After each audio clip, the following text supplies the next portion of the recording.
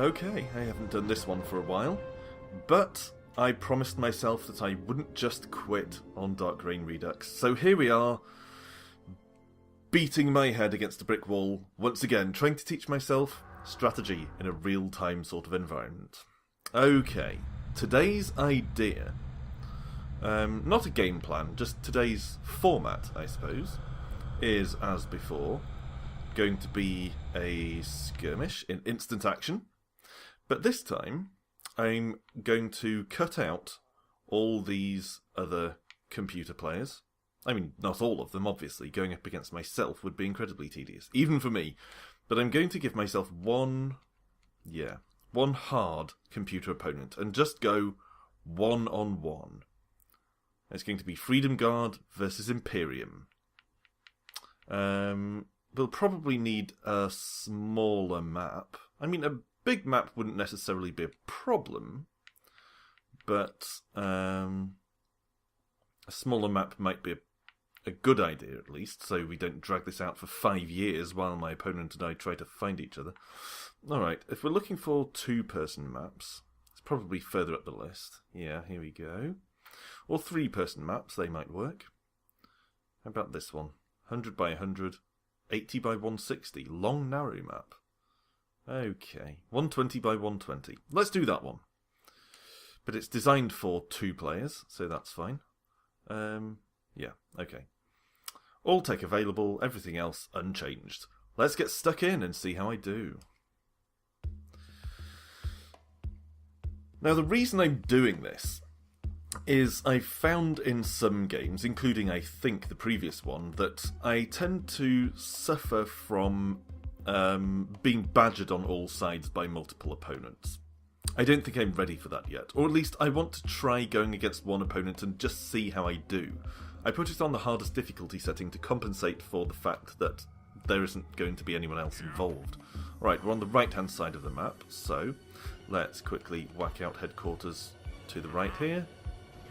Let's also whack down the water tower. Now bear in mind that, as usual, we have one water tower close by, but I don't know this map, so I don't know where the next... Oh, that's not right. Move that a bit. I don't know where the next nearest watering hole is going to be. And I mean watering hole in the sense of literally a hole filled with water, not a pub. Okay, so we'd better pop out some construction rigs. I've gone a bit lax on defensive turrets recently, but with good reason. I feel like turrets don't necessarily provide that much benefit. I mean, they're a bit of a handy warning system, but they do seem to soak up a lot of money. Still, I may use them at some point, but they're not going to be a priority. The priority is going to be units, and I'm focusing on vehicles.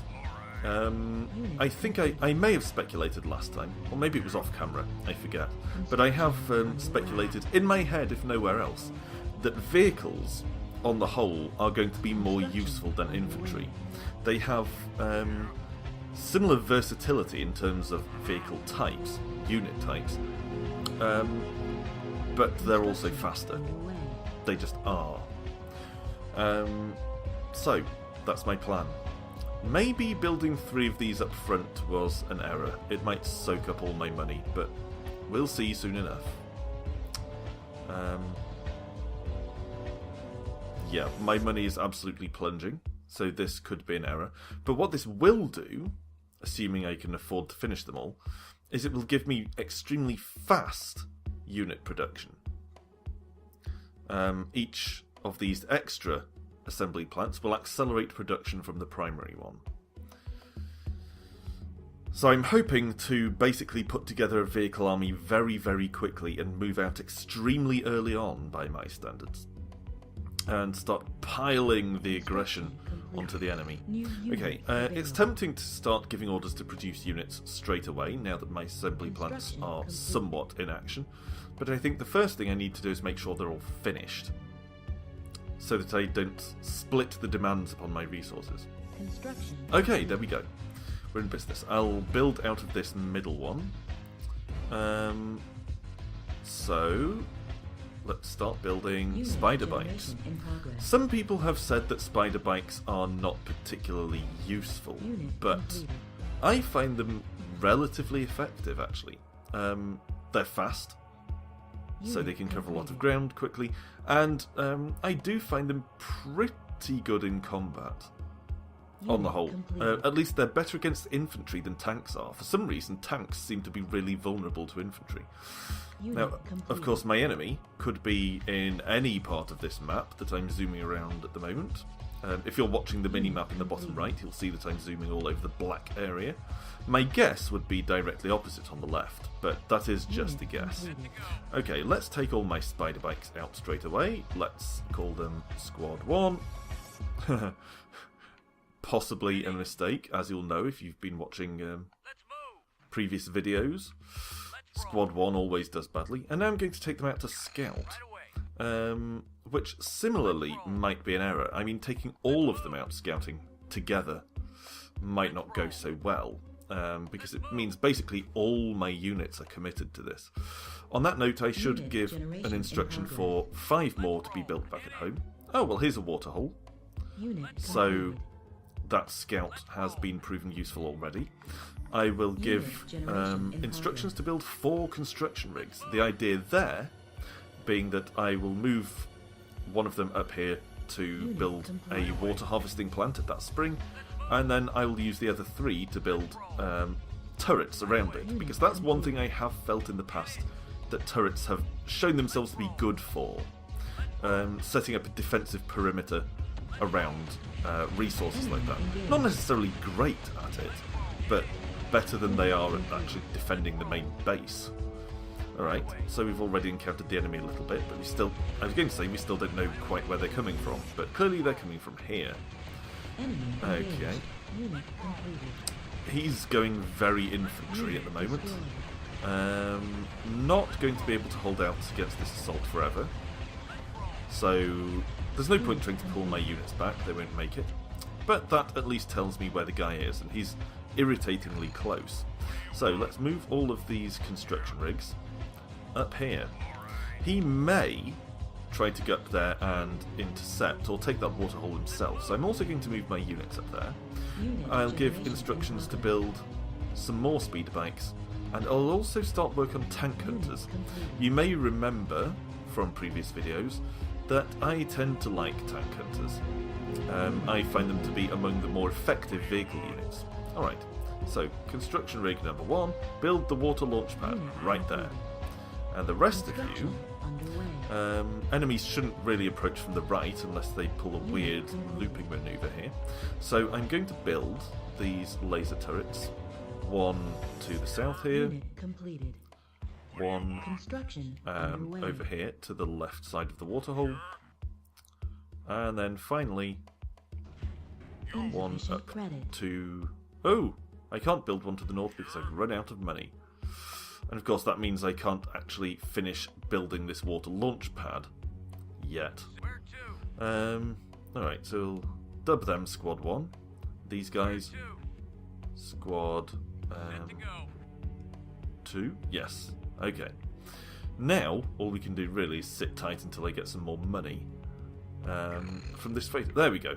Now, hopefully, this water launch pad will finish in this batch of water. Of course, I do have units competing, so I'll cancel off the tank hunters, and hopefully that might allow this to get finished. No, not quite. Not quite. Oh, it might make it. Yes! The water launch pad is up with my last pennies. Okay. So, now I'm going to take Squad 1 here, and I'm going to move them southward.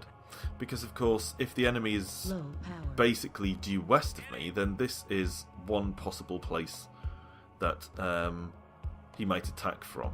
Low power, so I'll take this freighter from the power station and go and mine this Talon that we've just uncovered here, and then I'll take Squad 1 and I'll scout out down this bottom way again, because I'm going to have to guard these 2 approaches. Whoa! Somehow he managed to sneak past me regardless. Okay, And it seems he's going quite tank-ish, which could be an issue. So I think starting to build tank hunters was probably a good choice. And that's what I'll do next once I get a bit more cash in. But actually, first I need to build these turrets. Like so. Construction underway. Yes. Okay.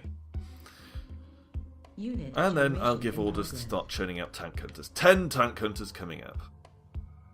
Okay, so here's squad 1. Let's keep moving them around. It looks like the enemy has already decided... Whoa, okay. I felt a vibration. Up here. Come on, squad 2, deal with it. Okay, good. So, yes, as I was saying, I basically have to have these 2 squads defending the route here. There are 2 routes. I mean, I think he can go through the middle with maybe infantry units that can travel through the woods. I know certainly that some types of units can cover terrain that others can't. But what I'm thinking is he'll probably go either round to the north or round to the south. And there's his assembly plant, so I'll hit that straight away from here. Spider bikes, of course, not tremendously effective against buildings, but they'll do for the time being. Okay, let's pull back. Hit and run tactics. Pull back. Oh god, somehow he got round behind me. Okay, well, we're going to be out of commission in a second. Okay, it looks like his main aggression is going to be pushing along the bottom here, so I'll take this force of tank hunters and I think 1 spider bike here. Make them the new squad 1, because squad 1 is, as per tradition, being eliminated as a matter of course. I'll give the instructions to build more tank hunters, and then I'll move squad 1 down here to hopefully stop the enemy expanding. Okay, there's a battle going on up here. This laser turret is going to need some repairs, so I'll start funneling money into that. I'll take squad 1 down here, and hopefully I can actually deny my enemy this waterhole here. If I can stop him mining from that waterhole, then I can severely truncate his ability to produce units.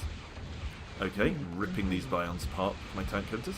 Take out the freighter, easy as pie. Okay, for the time being, I'm just going to hold that water hole. I will take these tank hunters here. And, yeah, all the tank hunters here, there we go. And I'll march them up here to join up with this little force of spider bikes. Enemy engaged. Are we taking an attack? Where? Okay, now I'll select all the units on the screen, and I will combine them into a new squad 2. Yeah, here we go. Squad 1 actually being engaged here. Their defensive positioning seems to be working out, but they are being surrounded by the infantry units, which is not great. If I can just thin out the infantry here, give the orders to construct more tank hunters. There we go. As I was saying, if we can thin out the infantry here, I might actually be able to start destroying these buildings. It might be a better idea to focus on his water launch pad, because that of course will mean he can't get more money, and thereby we deny him the ability to build any more units. Now take out these construction rigs so that hopefully he won't be able to replace his buildings just yet. And actually I'm going to select all units on the map and march them all down here, because it looks like this might in fact be a victory so early in the game. So here come my units from the north. The spider bikes leading the way valiantly, or perhaps foolishly. In fact, almost certainly foolishly. Come on, take out the plasma tank, come over here, close up his water launch pad, take out these guardians first. There we go. And then take out the water launch pad. More units. Piss off. Good. Actually, let's take out this training facility here, and hopefully thereby prevent him producing more and more troops as he is at the moment. Take out the plasma turret, his feeble remaining defences, then move on to the water launch pad to prevent him building anything more to replace the things he's already lost. Good. Power station. He's still throwing a piddling couple of infantry units at me, no big deal.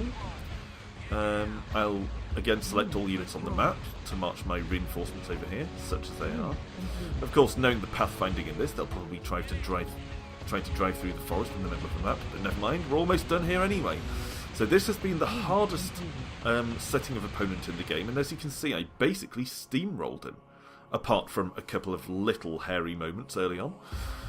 So that's shown me that basically I have a fairly sound strategy, at least one-on-one, with regard to going very vehicle heavy, particularly very tank hunter heavy, and then just sort of massing them, trying to secure a waterhole as quickly as possible, a second waterhole, that is, and then trying to guard any avenues of approach until I can mass a suitable force to move out. The other thing I should note that I did here was to make some efforts to deny the enemy an expansion, so I actually kept him away from his logical second waterhole, what would be known in StarCraft as the natural expansion. So I think that worked out pretty well one-on-one there. But multiple opponents always give me trouble. I can almost guarantee you that if I had accompanied this hard opponent with one easy opponent who was in no way allied with him, they would probably have both owned my ass. But maybe we'll move on to that next time. Maybe we'll incrementally add more and see how my skills, or lack thereof, develop as we go along. So next time, remind me if I forget, next time should be one hard opponent, one easy opponent, against each other as well as against me. Anyway, thanks for watching. This has been a shorter than usual and far more successful than usual episode of Dark Reign Redux. Rejoin me the next time to watch my gradual, oh so gradual growth from complete strategy gaming novice to slightly less strategy gaming novice. See you then.